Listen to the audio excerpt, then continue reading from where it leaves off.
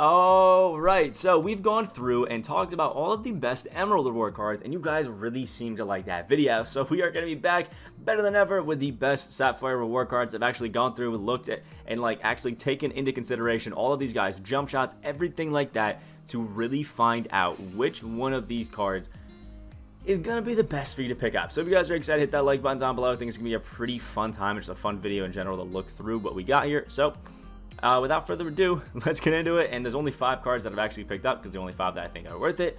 And we'll get into them right now, starting off with who is my absolute favorite and the only card that I think you're really going to need in your lifetime from the Sapphire tier. And it is right here with Sapphire Patty Mills. If you watch my No Money Spent episode 3, you know about Patty Mills. This card is undoubtedly my favorite card in the game. I don't know what to tell you. This card is just absolutely insane. Absolutely insane. And the reason for that, he has base 98 on quick with a beautiful 88 midi and 3-point shot.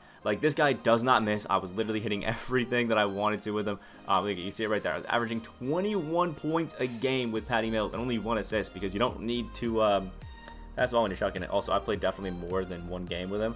But it's just a bunch of beautiful badges when it comes to shooting and finishing, and just all around is an absolutely insane card. So if you're somebody who is looking for that bit of spark on offense, he is your guy. Now, the defensive aspect of Patty Mills is going to be a little bit suspect, as you would expect. But all around, I don't really see too many better options out there at that point guard position, especially the Sapphire. So Patty Mills is really going to have to be your guy because this dude is beautiful. And again, if you've ever liked base 98 in your life, it's going to be a good time. So Patty Mills, highly, highly recommend. The next is going to be Sapphire Steph Curry. I said Steph Curry. Seth Curry. Seth Curry, obviously, you know what you're picking him up for. At 6'2", my man is a shooter. Now, we don't have a post game, but who needs that? We have an 88 3-point shot, 87 midi, and an 89 free throw with jump shot 32 on quick, which means Curry also has a quick jumper and is going to be absolutely smacking it out. Has an 86 ball handle with some great playmaking. All right, defense with a 75 perimeter. Pretty good rebounding, and the speed is actually really good. Plus 20 silver badges, and most of them are actually in shooting. The other ones are in playmaking. So all around, great option to have at the PG. Now, you're not going to be dunking it or really playing the most insane defense, but you're going to be cheesing it up. You're going to have some pretty nice dribbling moves, and you're going to have a jumper with quick release timing. There's not too many that actually have it. It's actually a pretty rare thing right now at this point in the year. So if you can pick one up that's going to be looking good and is going to be fun for you, I think the best option right now, aside from Patty Mills, is probably going to be this Seth Curry. Just does a lot of things well and has been really, really fun for him. Even as an ankle breaker on bronze, I mean, what's not to like? Seth Curry's been a pretty good card. I actually have a bit of a bias towards him because he was really good in that Invincible challenge, or whatever the hell it was, where we had to only use gold cards, and he was carrying for me. So that's always going to be a fun one. The next one that we have is Kent Bazemore. A bit of a interesting one, but actually has his own Kent Bazemore jumper to play at that shooting guard. And 6'4" ain't a bad height right now for a shooting guard. It's not that bad. Now, the thing that you're going to have to be aware of on Kent Bazemore is that the 76.3 isn't ideal, but you definitely can make it work, especially if you have the coach boost. It'll boost that up to an 80 or something like that. 79 midi is going to be good. He has actually really good finishing. 70 standing and 80 driving dunk is more than enough to be really competitive. I have players, I think, that are have a 60 dunk that are out here dunking pretty good. So Kent Bazemore will be able to do it. Even has some playmaking too, which is awesome. And that 82 perimeter defense with a 78 steal is really going to be great. And the 72 interior as a shooting guard is actually going to be super quality. We got both rebounding really good, 84 speed, 81 speed ball, 84 acceleration, all really good. And 19 silver badges to help him play that 3-point role really well, or sorry, that shooting guard role really well. And I mean, even has some defensive badges, no clamps or anything like that, but has some pretty solid ones that you saw, pick dodger, hustler, and things like that. Ankle braces as well, which is pretty cool. Now, Kent Bazemore is nowhere near one of the best cards of the game because the Kent Bazemore jumper is a little bit slow normally, and he only has it on the normal release timing, so you have to be a little bit careful with that. But I think all around, as a 2-guard option, especially from the Sapphire token markets here, it doesn't get too much better than Kent Bazemore. He's just a really good all-around card. The next one that I recommend is my jack-of-all-trades Swiss Army knife man, Kelly Oubre Jr. Now, if anybody knows me from last year, Kelly Oubre wasn't my favorite card to have. We'll say that. I'm going to say the least. I just didn't really like his jumper. But this one, 82 shot 3, 78 midi, has an 82 driving dunk. So offensively, he's really going to be killing it. And jump shot 39 actually feels better this year. I've used some cards similar to it. It's actually not that bad. Also has a 78 ball handle and some pretty decent playmaking. A 79 perimeter defense, a 74 steal is more than capable enough at this point in the year to really play good at the defensive end. And has an 82 speed, 82 acceleration. That speed with ball, we'll just ignore that.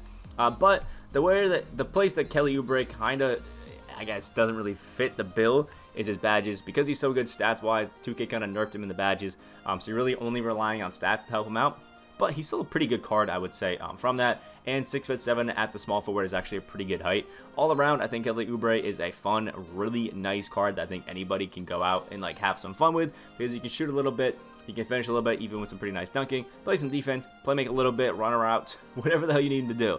The only time you're going to feel like I think Kelly Oubre isn't going to be one of the better cards, or isn't going to feel the most amazing, is when you actually have the ball in his hands because of that low speed with ball.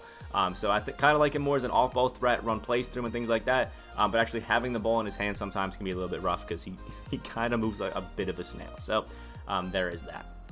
And last but not least for the cards that I recommend is going to be Sapphire Jermaine Jones, 85 overall, small forward, power forward, and 6'8". Jermaine Jones kind of has the Kelly Oubre syndrome, where we are a jack of all trades. We have a bit of a post game. If you get some swaps on there, it can be really nice. As a 79 midi, and you'll be able to step out there and hit it a good bit. Because if you have any sort of coach boost, that 79 is going to go up to an 80 for sure. And he's got jump shot 25, which is a pretty decent jumper. 77 midi, 75 free throw, and an 80 driving dunk. So he's going to be a good finisher, man, a real good finisher. Playmaking is good for a small forward. At 79 ball handle is going to be great. And the defense, 82 perimeter, 80 interior is absolutely amazing. That 79 steal is good as well with that 74 block. If you have like a 70 or above block, you're getting blocks consistently. And Jermaine Jones fits that bill. Good in both rebounding and has some pretty good speed. Also, I want to mention that I haven't talked about tendencies because everybody kind of has bad ones right now. And when it comes to badges, again, because he's so good stats-wise, the badges tend to fall back a little bit. But still, Pick Dodger, Pogo 6, Slithery for his Silver is really good. Has catch and shoot in corner. Has tireless defender, pro touch, bailout, needle flitter, and things like that to play that small forward role pretty well. Again, has a bit better, I think, speed with ball than Kelly Oubre has, but not by much. So again, I think he'll feel the weakest with the ball in his hands, but overall is going to be good. And even just running him as like a guy who's just there to play some defense and kind of give you that nitty-gritty run plays role, I think he can be a pretty fun card. And these obviously aren't the only options for your Sapphire tier when it comes to tokens. There is this Trenton Hassel, who actually looks to be a decent card, 6'5", 2 guard, and has a pretty alright all-around game. Just not the most amazing shooter, 16.9 3-point shot and has an 85 midi though. He's a good dunker and pretty decent defense. But at this point, there's a lot of guys who can shoot better, and I just would rather have that. He has a lot of badges, which is nice too. But in saying that, he has jump shot 1 as well, which really isn't what you want. So I'm personally not a fan.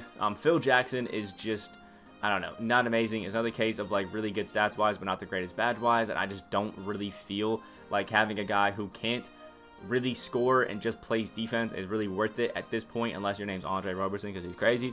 Especially at the power forward position, I'm just not really a fan of Phil Jackson. I need some sort of scoring, like a midi or something like that, to make it usable. So sorry, Phil Jackson. Stacey King is a pretty good tall guy, 6'11", and plays what you would expect him to do, post defense and rebounding really well.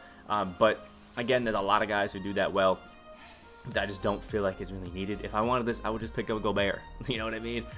So there is that. And Zubac, kind of the same story, except he does have a bit of a midi. So I do like that out of him. 74 mid-range means Zubac can actually hit a little bit, and a good release with a 78 free throw and good dunking.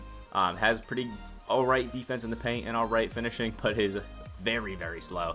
It doesn't have the greatest of badges to boot either. So, I mean, overall, oh, and Thaddeus Young. Sorry, I completely forgot about Thaddeus Young, who is 6'8", and they killed Thaddeus Young by giving him a 62 midi and a 64 3-point shot. And that's because he has the Wade base, and they didn't want him to be absolutely crazy, which I guess I get, but it is a little bit annoying, a little bit disappointing. So, Thaddeus Young is kind of just like a good rebounding power forward, and I mean, you don't really need that. So, in general, the only other one besides the 5 that I recommend that I could see why you would want to pick up is Trenton Hassel, but I still wouldn't recommend it. So stick with the 5 that I recommended, and I think you'll have a good time.